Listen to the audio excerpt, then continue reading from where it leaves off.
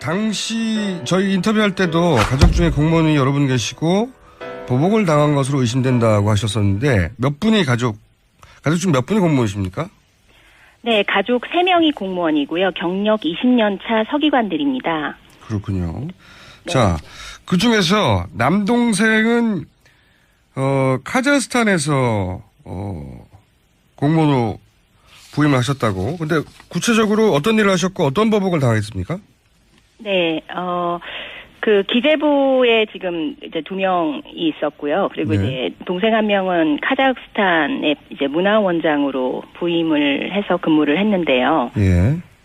작년 9월 정기감사 때 이제 감사원 감사를 받았습니다. 그런데 예. 그 감사를 받은 방식이나 내용, 감사관 수, 그리고 사후 조치 등이 다른 해외 문화원과의 감사와 매우 다릅니다. 어떻게 다릅니까? 다른 해외 문화원의 경우는 약 한 4명의 감사관 중에 2명이 대사관, 네. 그리고 2명이 문화원 감사를 나갔고, 네. 문화원 감사의 경우는 회계상 어떤 횡령이나 이런 비리가 없는지 회계 감사에 집중이 되었고, 어떤 정책적인 의사 결정 관련한 그런 정책 감사는 진행되지 않은 걸로 알고 있는데요. 네네. 카자흐스탄은 총 5명의 감사관이 파견이 되었고, 네. 1명이 대사관 감사, 그리고 4명이 문화원을 감사를 했습니다. 보통은 대사관하고 문화원을 각각 동수로 조사를 하는데 이번에는 문화원만 4명을 파견했다는 거죠. 대사관 1명이고. 네, 맞습니다. 네. 그래서 카자흐스탄만 유독 그 문화원 감사에 이제 감사관들이 집중되었고요. 다른 문화원들은 이제 횡령 같은 회계 비리에 집중적인 감사가 되었고, 카자흐스탄에서는 이런 회계 비리가 한 건도 적발되지 않았는데도 불구하고, 예. 그 새벽까지, 거기가 이제 새벽이 되면 영하 한 30도 혹한입니다. 네. 새벽 영하 30도 혹한에 감사관 서너 명이 돌아가면서 문화원장을 굉장히 고압적으로 강압적인 그 감사를 했고요. 그 감사원이 원하는 입장대로 진술을 해야 한다. 그 진술을 그렇게 안 하면 계속하겠다. 이런 식의 그 굉장히 강압적인 감사가 진행이 됐고요. 또 심지어는 뭐 군입대라던가 뭐 대학원 진학이나 선교 같은 개인적인 사유로 퇴사한 직원들이 있었는데 이 직원들한테도 감사원에서 원장한테 불만이 있어서 퇴사한 거 아니냐. 그래서 퇴사한 그 개인적으로 퇴사한 직원들까지도 원장의 어떤 불화나 어떤 그런 것 때문에 다 퇴사한 것처럼 감사 결과가 부풀려져서 결론이 나왔습니다. 그러니까 말씀의 요는 이제 이게 표적 감사라 이런 말씀이신 건데 그 감사 결과는 어떻게 나왔습니까? 그리고 결과에 따른 조치는 어떤 겁니까? 네, 그 감사원 이제 결과는 그 지난주 3월 16일에 감사 결과가 나왔고요. 네. 그 내용은 이제 뭐 독도 표기라던가 한국어 보급 그리고 직원 관리 등에 이제 부적절한 문제가 있었다라는 이제 애매한 그런 내용들이 나왔고요. 그리고 이제 그 동생을 징계 처분하고 소환 같은 적절한 조치를 취하라는 그런 내용이었습니다. 소환하라는 거네 한마디로. 네. 예를 들어서 이런 한국어 보급의 문제점 뭐 이런 이유 때문에 그동안 소환된 사례가 예전에 있었습니까? 지난 그 5년간 해외에서 근무 중인 공무원이 이제 본국으로 소환된 경우가 한 5건 내외로 굉장히 드물고요. 그리고 이렇게 본국으로 소환까지 되는 경우에는 그 공무원이 어떤 성범죄라던가 음주운전, 횡령처럼 굉장히 중대하고 명백한 범죄 사실이 증명된 경우에 소환이 되었고요. 또 그 성범죄 혐의 같은 것이 입증된 그 공무원이 한 10여 명 있었는데 이 경우에도 모두 소환이 되지 않았습니다. 그래서 지난 5년간 어떤 뭐 횡령, 성범죄, 음주운전처럼 굉장히 명백하고 중대한 범죄 행위가 없는데 국내로 소환된 경우는 한 건도 없는 것으로 알고 있습니다. 그런데 이게 그 예를 들어서 공무원을 감사하는 기준이 강화됐거나 그런 사례가 아니라 이게 대표님 때문에 보복을 당하는 것이다. 이렇게 확신하게 된 이유가 있습니까? 어떤 말을 들으셨다든가? 네, 그 작년에 이제 기재부에서 근무하던 이제 경력 20년 차 이제 서기관인 저희 남편이 그 이제 배치받고 한 3개월 만에 네. 와이프가 대통령을 노하게 했다. 그래서 이제 당신이 기재부에서 더 이상 근무할 수 없고 바깥으로 나가야 된다. 아, 그런 얘기를 직접 들었답니까? 네네. 네. 누구한테요? 그래서 이제 그 인사권자한테 들었답니다. 인사권자라고 하면 장관인가요? 차관인가요? 차관이었습니다. 기재부 차관에게 네. 당신 와이프가 잘못을 해서 대통령이 화가 났다. 네. 그래서 나가야 된다. 네. 아, 이런 얘기를 직접 했다고요, 남편에게? 네네. 그래서 이제 관련 실국에서는 그때 이제 그 예산의 타당성을 심사하는 과정이었고 당시 이제 예산 시즌 중이었기 때문에 예산 시즌 중에는 담당 과장을 그 인사를 하면은 좀 국가 예산 편성 업무에 차질이 우려된다라는 그런 우려의 목소리가 있었음에도 불구하고 이제 3개월 만에 타부처로 파견이 됐었고요. 그래서 파견되면서도 그때 이제 어떤 얘기를 들었냐면 니네 끝나려면 아직 멀었다 이런 언급이 있었습니다. 아하. 네. 그러니까 네. 보복을 예상하는 발언을 했군요. 계속 추가되고. 네. 그래서 이제 기재부에서 2명이 그 20년차 서기관이면 한참 본부에서 열심히 근무해야 되는 그 고참 과장급이거든요. 그런데 2명 다 기재부에서 이제 근무할 기회를 박탈당한 것인데 그런 상황에서도 니네 끝나려면 아직 멀었다라는 발언이 나와서 뭔가 추가적인 보복이 지금 또 있겠구나라는 예상을 했었는데 마침 이제 9월 감사 시즌이 되니까 이제 그 카자흐스탄에 근무하는 동생한테 감사관들이 갑자기 이제 가면서 새벽까지 이런 감사가 진행이 되고 또 감사 결과도 나오기 전부터 감사가 마치니까 바로 이 사람은 본국으로 소환된다.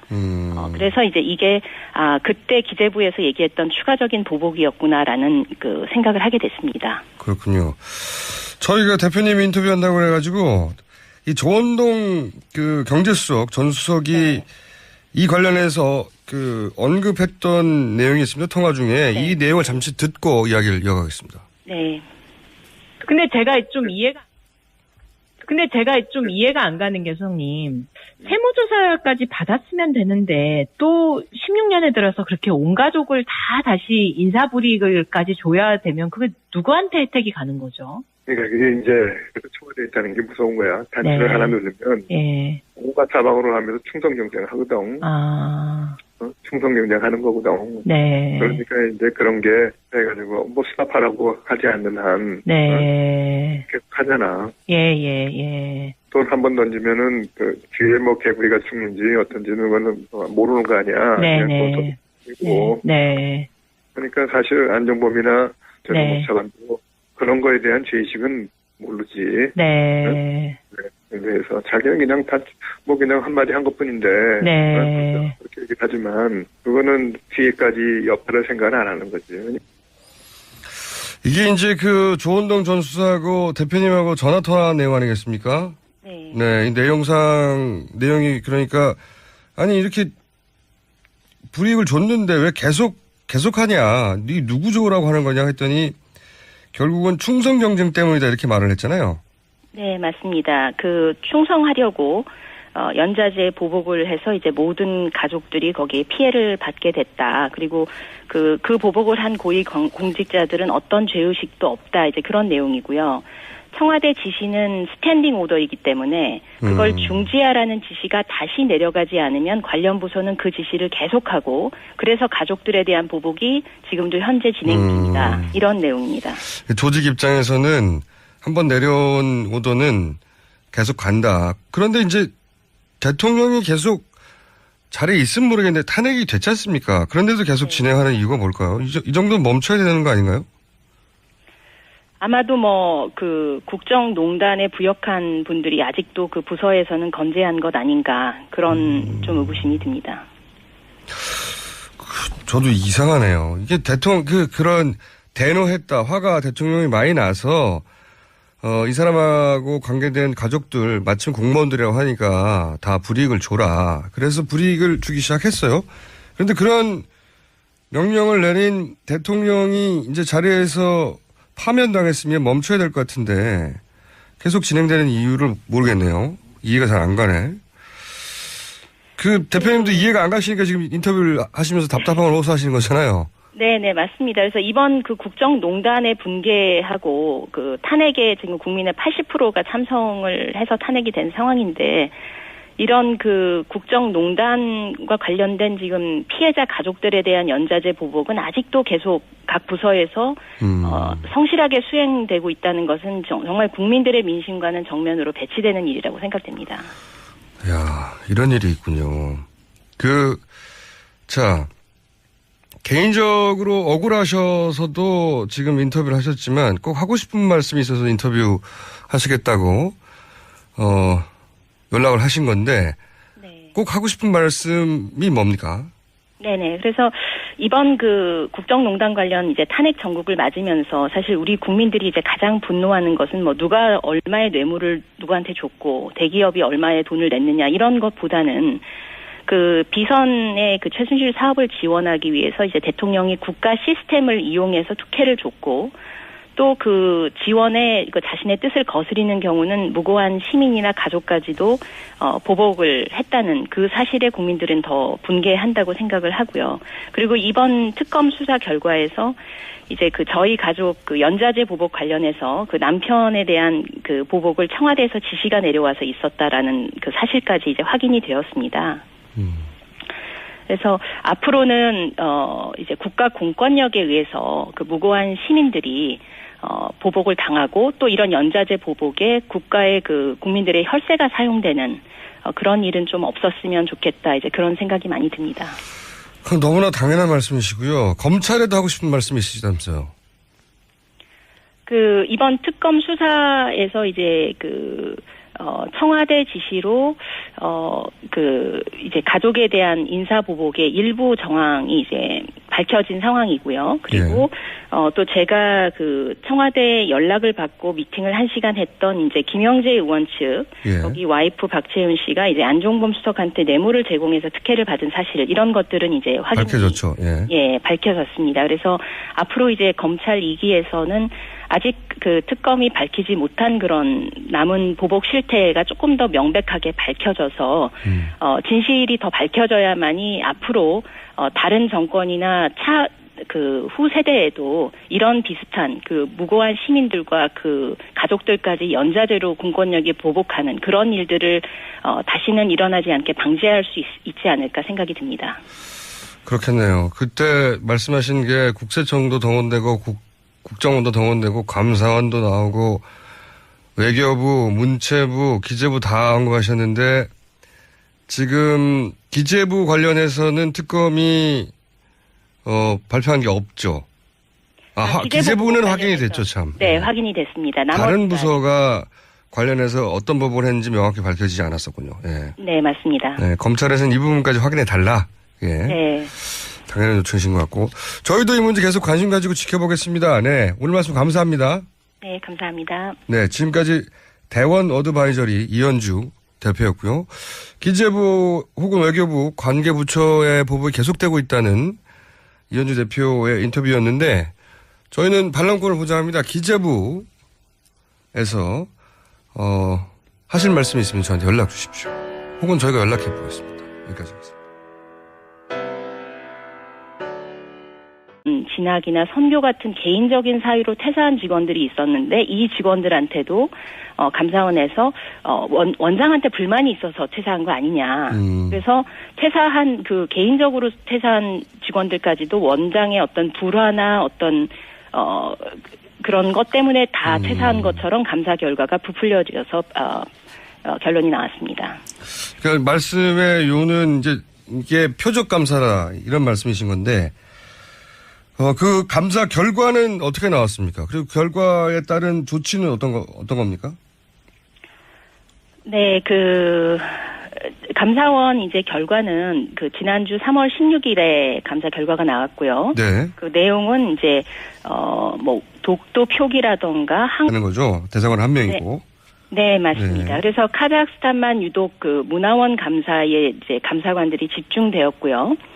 다른 문화원들은 이제 횡령 같은 회계 비리에 집중적인 감사가 되었고 카자흐스탄에서는 이런 회계 비리가 한 건도 적발되지 않았는데도 불구하고 새벽까지 거기가 이제 새벽이 되면 영하 한 30도 혹한입니다. 네. 근데 새벽 영하 30도 혹한에 감사관 서너 명이 돌아가면서 문화원장을 굉장히 고압적으로 강압적인 그 감사를 했고요. 그 감사원이 원하는 입장대로 진술을 해야 한다.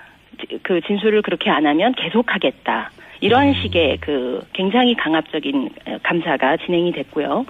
또 심지어는 뭐 군입대라던가 뭐 대학원.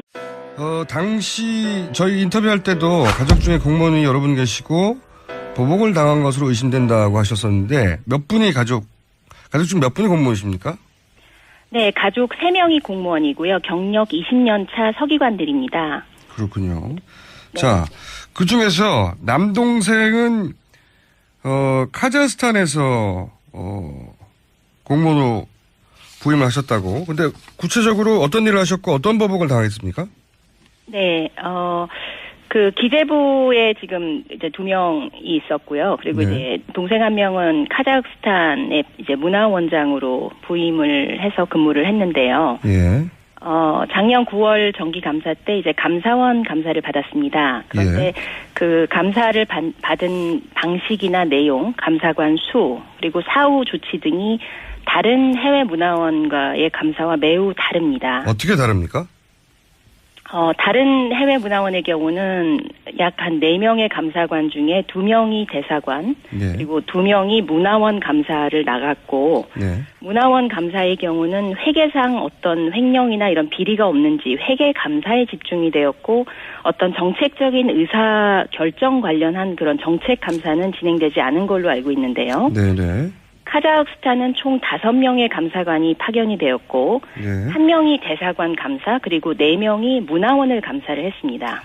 보통은 대사관하고 문화원을 각각 동수로 조사를 하는데 이번에는 문화원만 4명을 파견했다. 한국어 보급, 그리고 직원 관리 등에 이제 부적절한 문제가 있었다라는 이제 애매한 그런 내용들이 나왔고요. 그리고 이제 그 동생을 징계 처분하고 소환 같은 적절한 조치를 취하라는 그런 내용이었습니다. 소환하라는 거네요, 한마디로. 네. 예를 들어서 이런 한국어 보급의 문제점, 뭐 이런 이유 때문에 그동안 소환된 사례가 예전에 있었습니까? 지난 그 5년간 해외에서 근무 중인 공무원이 이제 본국으로 소환된 경우가 한 5건 내외로 굉장히 드물고요. 그리고 이렇게 본국으로 소환까지 되는 경우에는 그 공무원이 어떤 성범죄라던가 음주운전, 횡령처럼 굉장히 중대